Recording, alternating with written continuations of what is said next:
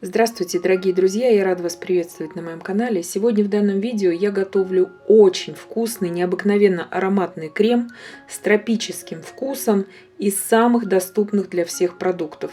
То есть здесь вкус будет тропический, но я не буду использовать здесь дорогостоящих экзотических плодов и фруктов. Крем получается очень ароматным, как я уже сказала, стабильным, то есть им сразу можно украшать, а также наполнять торты, пирожные, капкейки. Здесь я не буду использовать ни сливок, ни заморских сыров, из самых-самых доступных продуктов. Для одной порции я беру 250 грамм сливочного масла 82%, оставляю его нагреваться до комнатной температуры. Здесь у меня 150 миллилитров сока тропического, вот такого, который продается буквально в каждом регионе, я думаю, во всех магазинах. Здесь очень ароматные фрукты собраны: маракуйя, ананас, манго, банан, апельсин, то есть дает необыкновенный аромат. 30 грамм кукурузного крахмала я добавляю к соку. Все это очень хорошо перемешиваю и отставляю в сторону, чтобы крахмал хорошо растворился в соке. И это важно, чтобы потом не было привкуса крахмала. Здесь у меня одно яйцо весом 50 грамм. Я его разбиваю в меланж и добавляю в соковую смесь. Вы же можете взять 3 желтка, также по 17 грамм, вместо одного яйца, чтобы просто применить желтки, которые остаются после, допустим, белкового крема или зефира. 7 грамм здесь у меня ванильного сахара добавляю.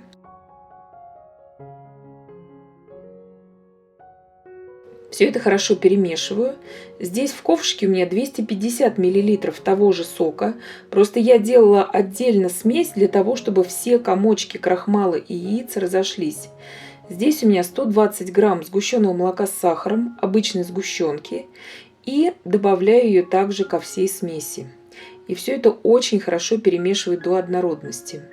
Крем получается очень ароматным. То есть сок берите качественный. И заметьте, здесь я не добавляю вообще сахара, потому что сок сладкий, сгущенное молоко сладкое, поэтому смотрите по своему вкусу. Но я не советую добавлять еще сахар, потому что крем будет тогда приторным. Попробуйте, но все-таки обратите на это внимание. Сейчас иду на плиту на умеренном огне. Я буду доводить при непрерывном помешивании всю смесь до кипения. Смесь начинает густеть, вы ее почувствуете, появляются первые пузыри. Это признаки того, что смесь достигла уже где-то 82-84 градусов Цельсия. То есть яйцо там хорошо заваривается, никаких здесь бактерий не остается, и можно уже смело снимать с огня. Заварная основа наша уже готова. Сейчас я очень хорошо ее перемешиваю, но ни в коем случае не взбиваем ее ни миксером, ни блендером, иначе крахмальная основа у вас разрушится, и вы потом не сможете ее взбить, она у вас будет жидкой. Просто перемешиваем.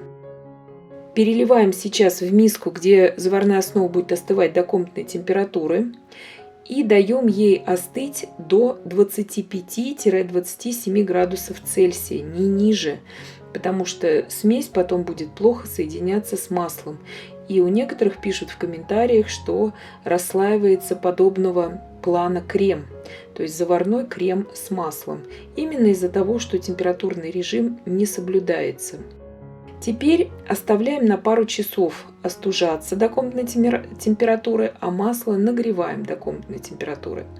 Прошло у меня несколько часов. Масло у меня минимум 25 градусов Цельсия. Я его слегка прогрела в микроволновке, буквально на 15 секунд. И начинаю взбивать масло не менее 4 минут. Вот до такой белой пышности. Масло у меня качественное, 82% жирности. Масло взбито. И теперь буквально по 2 ложки, по 3 здесь я добавляю заварной основы.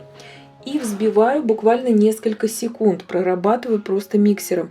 Как я уже сказала, что крахмал может разрушиться от длительного взбивания, и потом вы этот крем уже ничем не реанимируете. И в итоге вот такая масса пышная у меня получается. Крем готов. Взбивается он очень быстро. Аромат необыкновенный от этого крема исходит. Он очень хорошо подходит для сборки тех же самых 3D тортов, потому что он стабильный, но в то же время он очень вкусный.